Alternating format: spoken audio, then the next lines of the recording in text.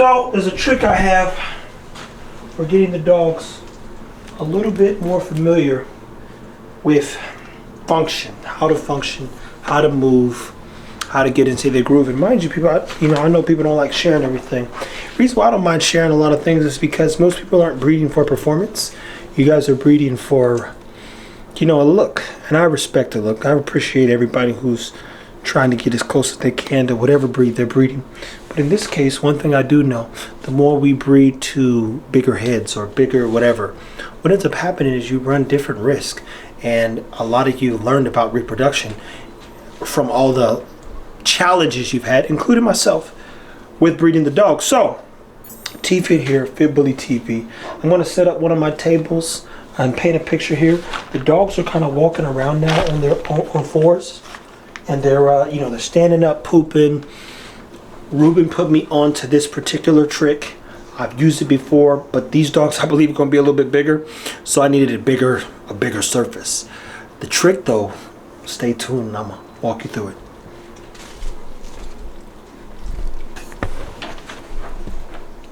So here's the thing. A lot of times in life, you see a baby, he trips, his equilibrium's off. A dog basically moves on 4 different planes. One of the things that I like to see from a performance standpoint is the dogs knowing where to put their hands. Now these dogs just literally turned, meaning Zara's pups, 3 weeks old yesterday. So what is something that you could do then to help the dogs establish foot placement and even more importantly, picking up their feet? My papa was in the military. And one of the things he hated, I say hated, past tense, because he's not here anymore. But if he was still alive, he would keep that same energy. He hated when people scooted their feet along. You had flip flops on, he said, "Pick up your feet, boy." And when you're a kid, you're like, man, trying to hear that. And then you get old, and you're like, you need to know where you're going in life. So you need to pick up your feet and walk with purpose. And then we got to that conversation. So we have here sandpaper. I've got the 120, which is light. The 80, whoo, that's tough. And then the 180, the 120, and the 80. This right here is going to tear some stuff up. Now nothing's going to tear up. And this right here, just like, oh, I can feel it. This right here, just a little bit. But right here, that'll stop everything from going. So what I'm going to do is, this table now becomes a platform for the dogs to walk and move. 2 ways you could do this. They have some graphite you can buy, and if you buy the graphite, like for skateboard, it normally comes with the adhesive on the back. So you literally, so 120. You literally just peel it. You got a not so happy puppy. You literally just peel it and just stick it to somewhere. So let's say I like the 120 there. I like the 120 here. I like the 120 here. I mean, my bad. Yeah, this is the 120. And I like the 120 here. And here. Now I'm going to mix and match these things to be clear. And technically, the 80 is going to be one of the most important ones. So, I'm going to put the 80 where I like it to be, because this is going to force the dog to do the most work. So, ooh, that right there, that's that 80 right there. That's that here. That 80 is tough. I put the 80 here where the dog normally is going to move around.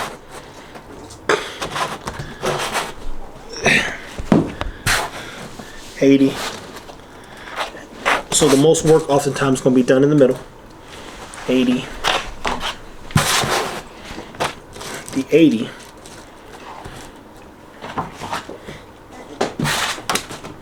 And then we got another 80 here. So 120. Now let's say we got 80 here. Now what I would do is I then put the 120 here. So you see where we're going with this here? Now 2 ways you could do it. You could duct tape it down. Then we got our 180. You could glue it down. This table's about 40 bucks from Walmart. It's not super expensive. Mind you, I get stuff just so that I can continue to challenge myself with the dogs and work on their behaviors and learn from again, their movements. Now this is like arts and craft, but for a dog man with kids. Look at the dogs. Look at the dogs on their 2 feet. Look at that. You see? And you can tell, because baby girl's been doing the most, which ones have got the most understanding of where to put their feet.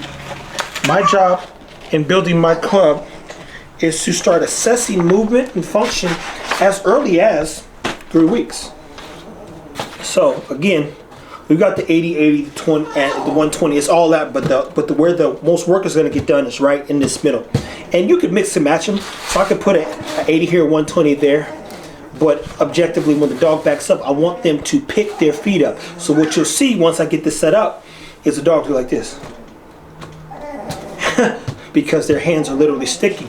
And if you start stacking dog as early as 3.5, 4 weeks, people like to stack their dogs. One of the things that I know Ruben and others have done is use the grip tape on a can of tuna, or just even a can, or a little slight piece of wood, and it gives the dog stability, and it starts teaching them where to put their feet. So we're gonna peel this. I think that's how it goes. I haven't sanded anything in years, and I actually was in Lowe's last night, walking around for like 20 minutes trying to find the actual. It's a roller tape we bought last time, but if this doesn't have the adhesive component to it, which I don't think it does, then all I'm gonna do is tape it down.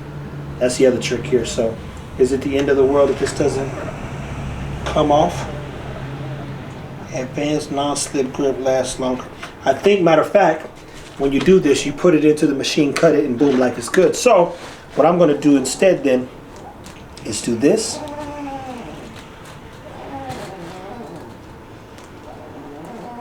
There we go, people. And because I want about right there, start with this side right here. About right there. I would encourage you to have either some duct tape on stash or some Gorilla tape. Those things are always and have always worked the best for me. But see, the dog's getting into a playful state now. That means their curiosity is about to begin to start developing. Here, and as much of this as possible. Tape down. Now, mind you guys, I'm not Bob the Builder, and I'm not but I'm a creative person. So I'm the one who could draw your floor plans up, but couldn't build it. Well, I could build it, but I ain't doing that kind of labor. That's a lie.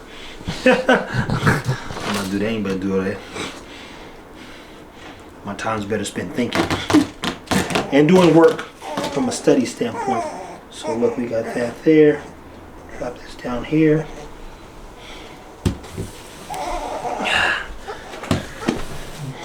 And look, we have our first line of sandpaper and grip tape, if you would. And again, this right here will give them a little break.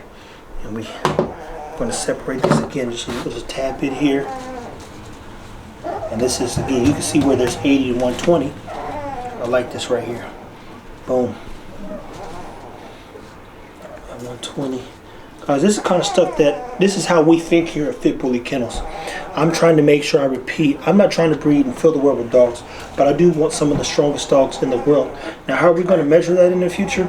It's going to be a metric based on what we're doing and our joy with the dog. So it might be nothing that ever means something to anyone else other than us. But how I assess and have always assessed strength is how many times a person can get up, right? So how many times, and mind you, we're not going to be fighting no dogs, to be clear. But how many times did my dog try its best to be a little bit better? Objectively, every time it was given a chance. Because it was under our direction, guidance, love, and care. So already, I objectively have a nice little down the middle. So I'm going to stick to this thing.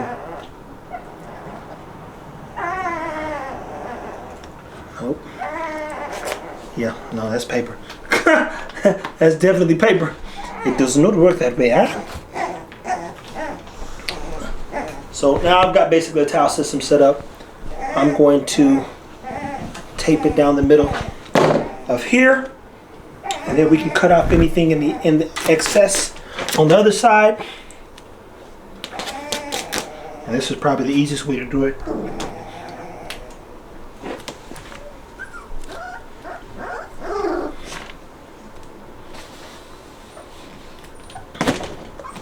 Boom. Now it's funny because somebody would come in and be like, "Yo, my man, what you in here doing?" First thing I would tell you is minding my business. Second thing I would tell you is minding my business. Third thing I would ask you is, why do you need to know? It's kind of hard to deal with people. That's the truth. But I have a different way of thinking of things. So Ruben said cans and said, hey, you know that graphite's good for him to help learn how to walk. So he say a can, I go buy a whole table. And I wish I had a bigger table. But this is a good start. And it draws perspective. Clearly my lines are a little off, so we're going to do our best here. I'll probably just overlap these two. That way it still works the same.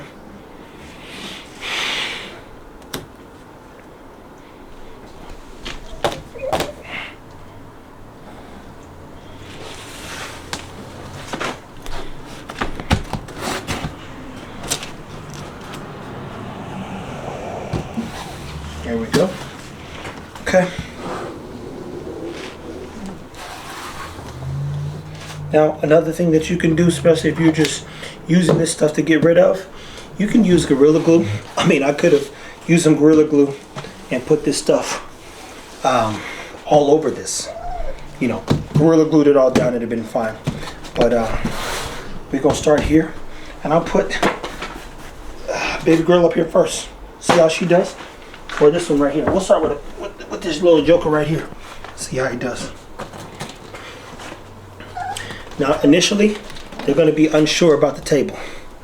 So you want to block and guide them. Just make sure they're safe. They're going to figure out this is completely new. So put him in the middle. And he's had no table work, to be clear. So he's not super confident and comfortable. He was just standing up and walking over there. And he's like, yo, what is this? This is step one to curiosity. It's wobbling a little bit. He's got his nails, so he's got to figure out how to, he's thinking things through. And this is the stuff that I'm assessing as well. Who's going to stand up and be willing, if you would? And so he stood up.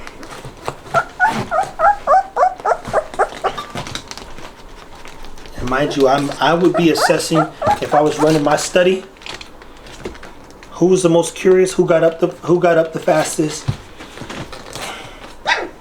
who was most fearless, etc. And mind you, this has to go on for 3 to 5 minutes, and every dog will get its time on the table.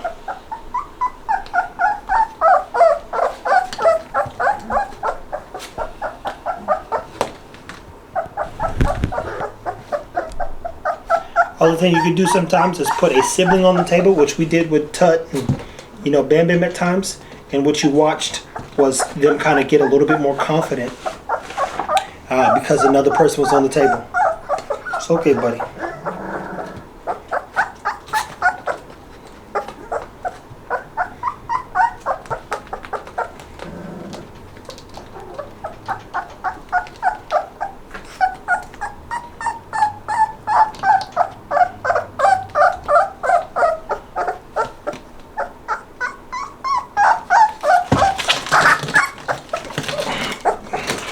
Can't even palm these jokers no more. Oh man. Let's grab, see now look. Oh man, he just pooped. Let's look at the one right here. So this one's walking around again, confident on this particular surface. Let's put him up and see if he's got that same energy.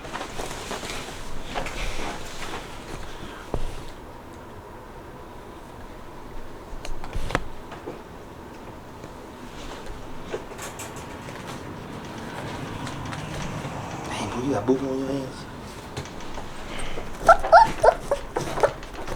Oh, he got to go up.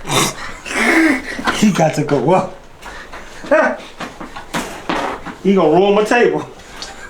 He about to ruin the table. We ain't got a good use out of the booger yet. He already did. He ruined it. Oh, Wreck-It Ralph. I got the thing over here. I'll be there for now.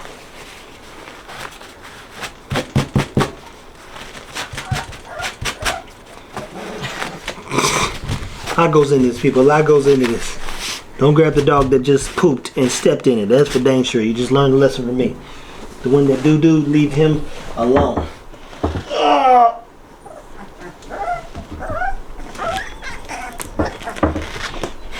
man. Oh.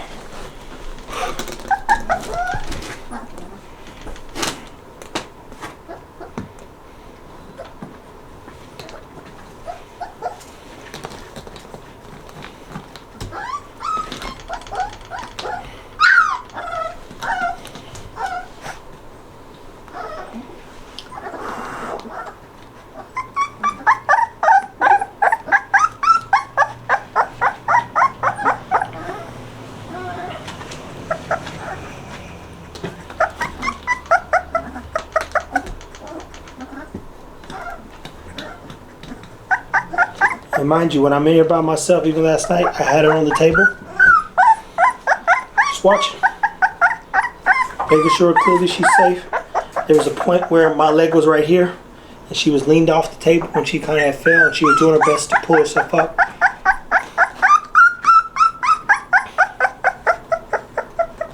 But this is a good moment right here of clarity for you guys to see, because this is day 1 on the table. Watch day 5, watch day 6, watch day 7.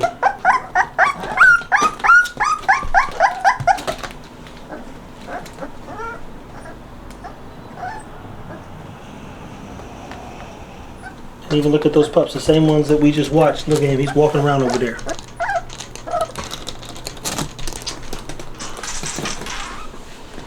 Oh no.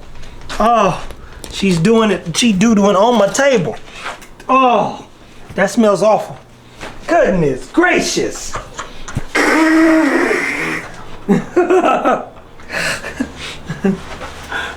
Make sure their colon's cleansed before they get on here and poo-poo. Good Lord. Ugh. There's your thumbnail. When you see the thumbnail in this part of the video, you know what happened. Somebody doo-dooed on my table. Poo-poo at its finest. Oh, it stinks too.